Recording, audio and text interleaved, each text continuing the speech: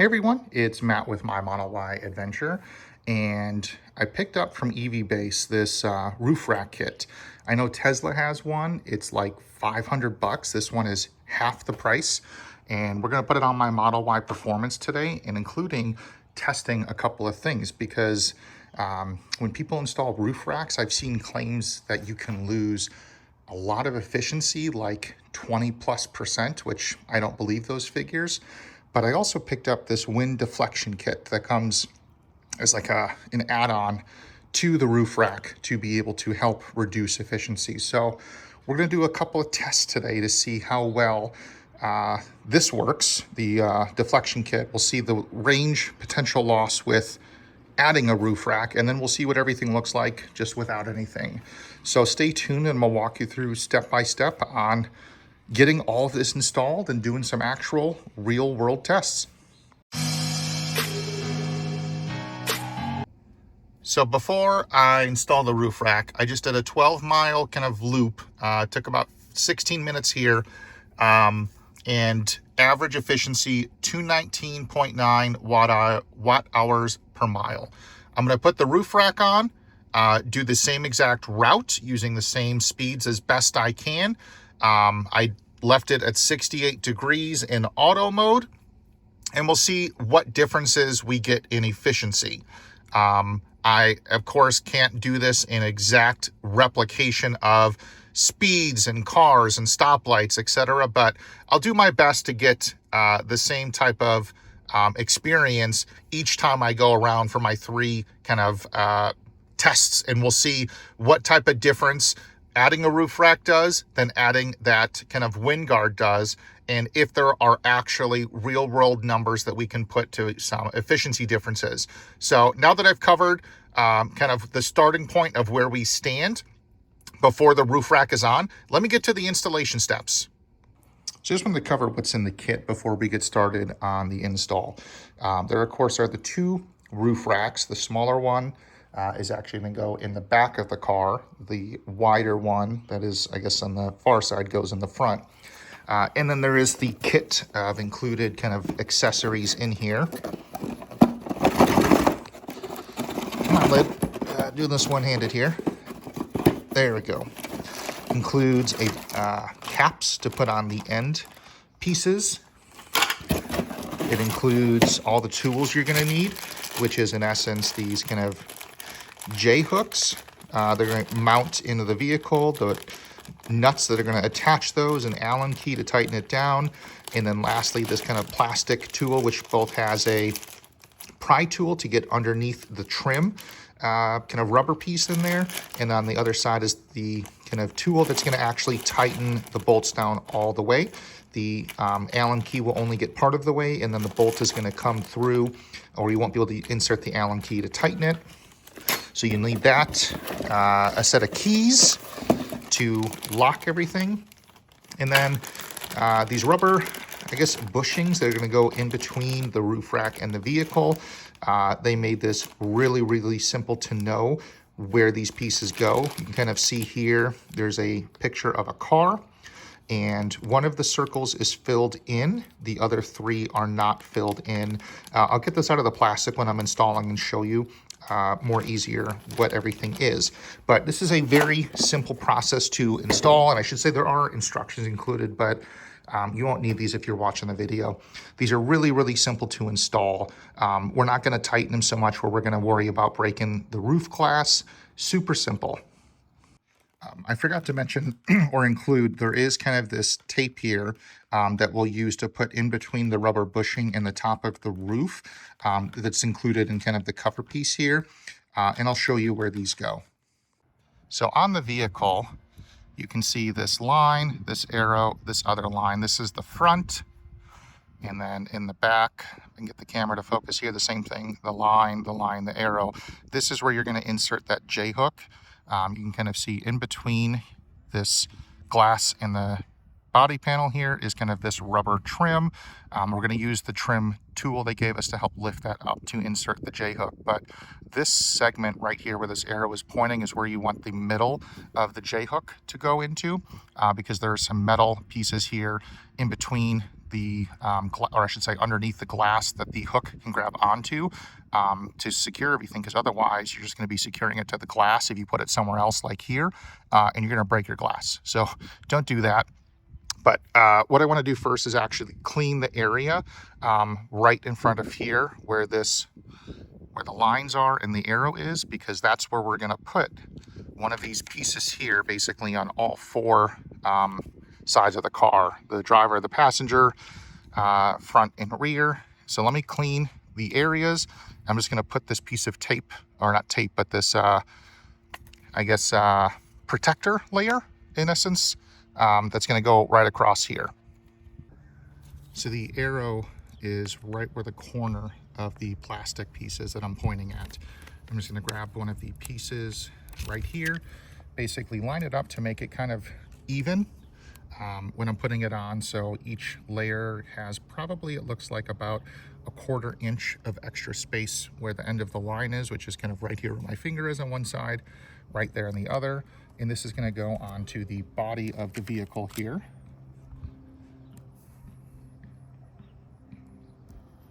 Doesn't need to be perfect.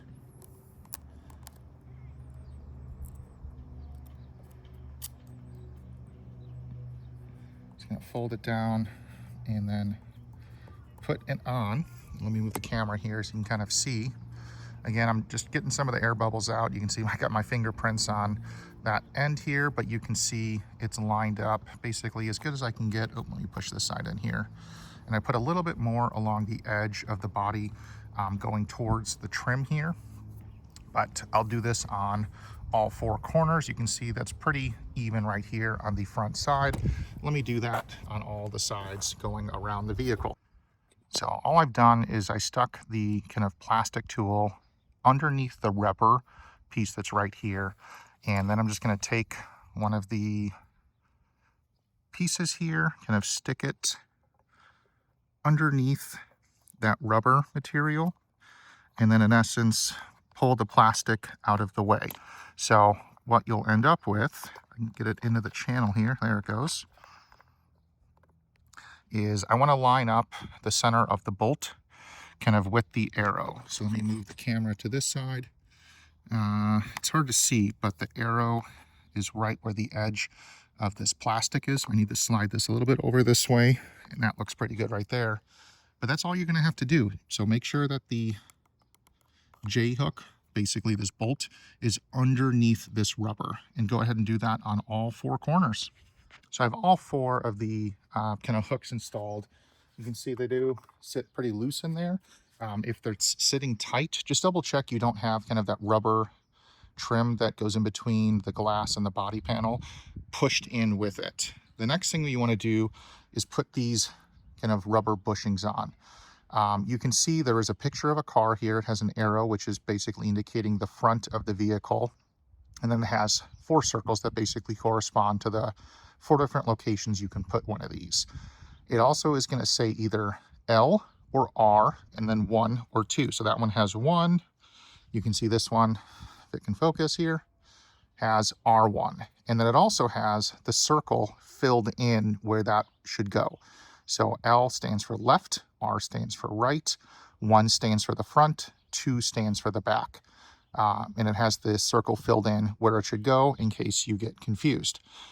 These are also shaped here. You can kind of see it is curved to match the curve of the body panel. So it is really difficult to put these on wrong. You purposely, in essence, are going to have to do that. So I'm going to put all 4 of these on. I'm just going to do the left one here. It's going to slide over where the bolt is and then sit right there. I will probably say, just double check again, you have your bolt lined up front to back to be right where that arrow is. So that way, when you are tightening the bolt and securing everything down, the bolt is in the proper position to not crack the roof glass. So I'm going to put all 4 of these on, and then I'll grab the actual roof rack. So now that we have the rubber pads installed on all of those, it's time for the roof rack. So the shorter one, lengthwise, is going to go in the back, the longer one in the front. When you have your roof rack, there is going to be, let me hold it this way so you can see, a straight side and a curved side. And there's also a lock. The side that is straight is going to go facing the rear of the vehicle. The side that's curved is gonna be facing the front. So I'm just gonna go ahead and put this as best as I can over there. I'm gonna do this side. I'm gonna just rest it on here for now. Let me just go fix the other side.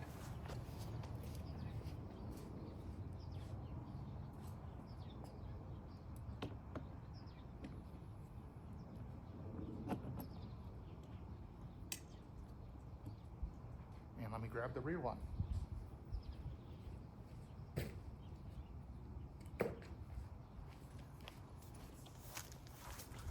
And we'll just do the same thing.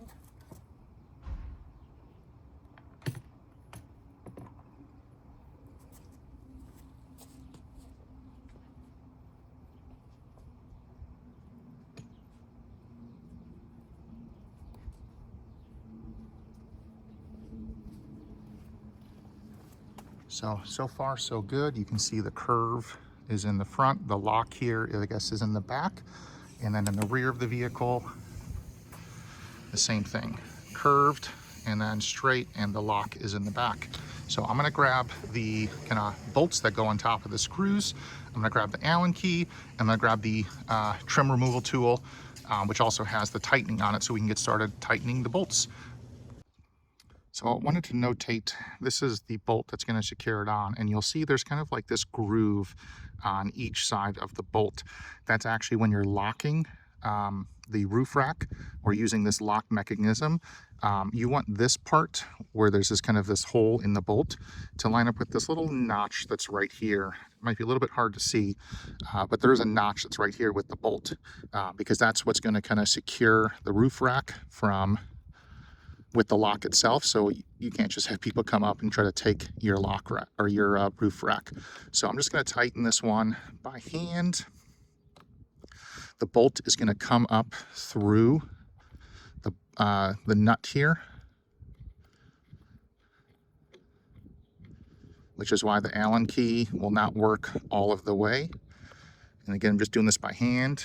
And let me just lift the camera up out of the mount here, so you can kind of see here. The bolt is already coming up through, which is where the Allen key then will basically stop, and we're going to switch over to that plastic tool. So let me put the camera back in the mount here. There we go. Oh, let me get the angle adjusted just right. There we go. I have trim tools over there. Let me grab it.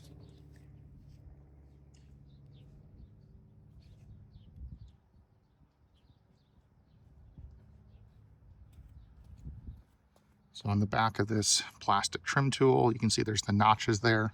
That's just going to line up to this spot here. And you can go ahead and start tightening this down.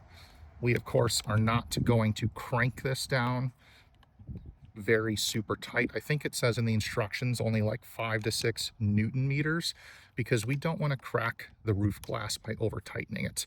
I also am going to tighten this evenly between the driver's side and passenger side, so you can kind of see the bolt is sticking up just ever so slightly through the nut here.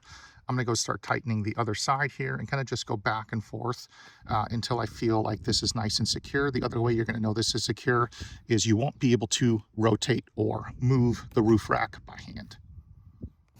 So I have the bolts tightened down. I'm moving the roof rack and the whole car is shaking. Let me just back the camera up to show what I mean here.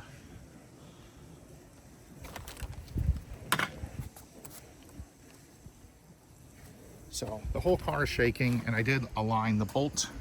You can kind of see still a little bit of that groove on the bolt, and then there's kind of that notch in the roof rack.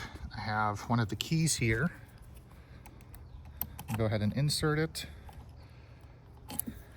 clockwise.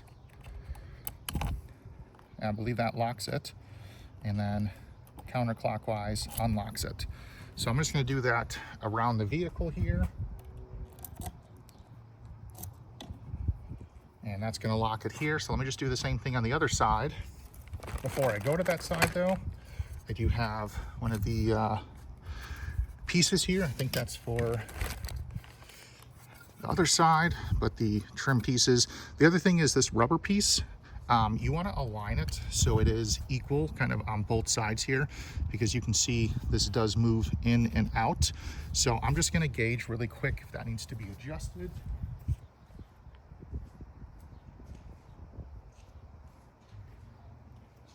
No, that looks pretty good. And then it's just a matter of taking this trim piece, clicking it on. It's really simple. Let me grab, then for the rear one here, they are mirrored, so you're gonna have a front, left, and right, and same thing, rear. But super simple. So I'm gonna get the other side installed, then I'm gonna take the car for that same loop, and we'll see what the efficiency numbers are. All right, so some new stats after installing the roof rack. The same loop, roughly the same duration. 16 was the first one, 15 is now. You can see 232.3, which is about a 5% increase in energy consumption. Now, I will say one of the biggest differences between the first trip and second trip, the first one, when I was kind of on the back half of the loop, I was behind a row of cars. I didn't have that this time, so some of that wind that would have been deflected from the cars in front of me, I didn't experience this time. Does that negate the roughly 5% more of energy consumption, roughly spread over the entire trip? You know, I don't know. It's a little bit above my pay grade around smartness of being able to calculate everything. And, you know, these are at least my real world results. So roughly a 5% increase. I will say after having these installed, there is a slight wind noise that you can hear. And it was more prevalent going faster, and I actually, going north versus south, I felt more of an increase in the volume of it. But listening to the radio or music, at least personally, I didn't really hear a noise difference. So I'm curious, when I installed kind of that wind, the next part here in the video, the wind deflector, to see if is that going to change the efficiency number, or is it going to reduce the noise like that whistling, or both? So let me get to that part, how to install it, and then I'll do another loop and test what the results are. So what does this kit include? Well, you got some hardware to attach some of these mounting brackets to this piece of plastic. I don't know what type of material this is exactly, and I'm sure where it has A and B, it would continue maybe with what the type is. Not exactly sure, but this is going to get mounted up to here on kind of the top piece. The first thing we do want to do, though, is remove this plastic covering that's on the actual material. So let me get that peeled off. So I have the plastic sheets removed. There are 4 of these brackets, and in essence, what you're going to be putting is the shield is going to go on top of here. Some of the push pin hardware is going to secure the wind deflector to the bracket, and then this bracket is going to mount to the actual roof rack. So there are 4 slots here. You can see there's one right here, here, here, and so on. And you're going to put, I'm just going to do this one in the middle here. Just kind of line it up here, and there's a hole in the shield that's going to correspond to a hole in the bracket. So let me get these push pins out of here.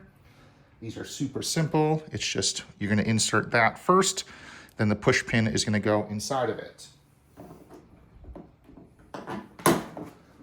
That's it. So I'm going to get the next one here put on.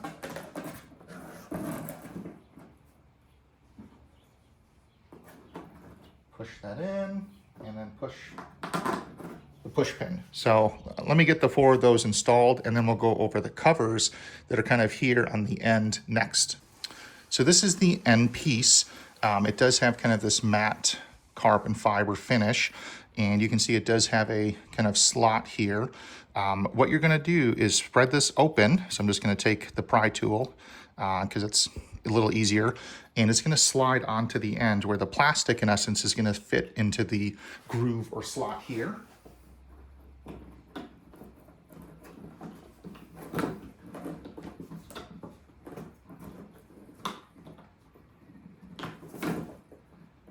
And you're just going to line it up with the 2 holes that are on the end of it.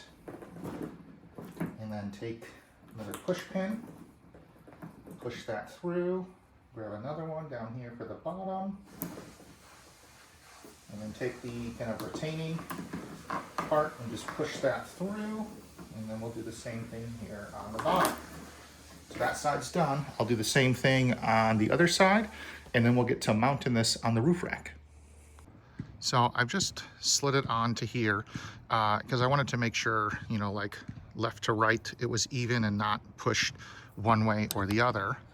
And then if I come around to the side here, you'll get a better idea of the attachment system. So there's in essence a long piece of plastic zip tie here. There is a slot that this kind of fits down into. And then you have this Allen key, and this fits into a slot here. And you in essence are going to twist this as you push down on the plastic piece. And then you can kind of see it's tightening it. So I'm just gonna tighten this till it is nice and tight, not too much, because I don't want to stress and break the plastic, because you're in essence just using this to hold this in place. I'm going to do just a little bit more. There we go. And then do the same thing on the other 3. So I'm just going to open the door here so I can do the middle one.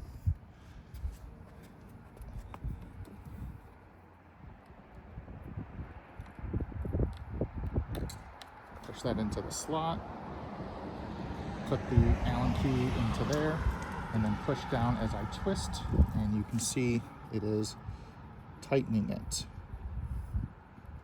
So you get the idea of how to do this.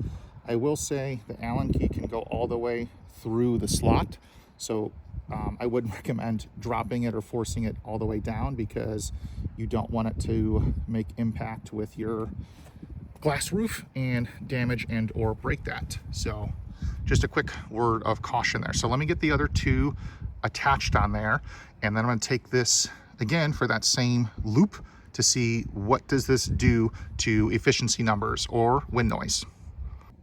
All right, well, the final number is in, and it's 240.4 using that same kind of loop, and that is worse efficiency than without it. However, I will say it entirely eliminated that wind noise. And you also get, I guess, now the extra benefit of like a sun blocker. Here's my motorized sunshade. And then here basically eliminates any of the glare or sun that would have come in this area here onto me that I didn't really see or expect. So while the efficiency numbers, and again, this is numbers based off of the loop that I did roughly. It's 125 now, and I think I started somewhere around 11:30 or so. So roughly 45 minutes of just driving within that span of time frame, as well as installing the roof rack, putting on the wind deflector, and then all of my videography to like record all of that occupied some time. So number slightly changing sitting here. But I hope that helps at least. I'm going to keep the wind deflector on because at least the noise aspect is negated entirely. Efficiency numbers, again, I don't necessarily drive my vehicle for peak efficiency. I drive it the way I want it. This is the performance version. Of course, non-performance, where you live, like wind speed, elevation, temperature, how I guess efficient you drive, what you're using for your cabin HVAC, whether you have seat heaters, whether you have ventilation, like all of that comes into play to determine efficiency numbers. But you're not buying a roof rack for this number here. You're buying it for storage, to haul things. And I'll say that one of the biggest things when you have FSD, when you put on like a cargo carrier, you put on a bike rack and you enable FSD, it doesn't like the mix of those two things because the rear camera now is blocked by an object. It could be a bike going across. You could have down here a cargo carrier with some, luggage, or you're moving things like whatever that is. FSD hates it because now it's going to think there's like a vehicle right behind you, and it does some stupid things. So by putting a roof rack on, you're now going to negate the fact that there's no object that's going to be here any longer. It's going to be above you, not back here, which is then, when you're using FSD, going to make things a lot better, because you're not going to have to worry about an object here, or the computer thinking there's a car tailgating you, changing lanes incorrectly when there's, it doesn't need to. So at least these are my numbers based off of today. Your results may vary based on what efficiency numbers or changes or things that you have. But I'm happy with this purchase because it's half the price of what Tesla wants for their roof rack, which is basically this identical thing. And you can do it yourself, and you don't have to worry about cracking the glass. Don't crank that thing down. Put it on there till it's, good and tight, and you can move it, and it moves the entire car, and you don't see flexing of the roof rack. I'll put a link down in the description below to where I picked this up from EV Base, along with that wind deflector, and then a discount code to help you save 20-something% off of the price, which is going to bring the price significantly even less than being half of what Tesla wants. So hope you found this content helpful. If you did, give it a thumbs up. This was Matt from My Model Y Adventure.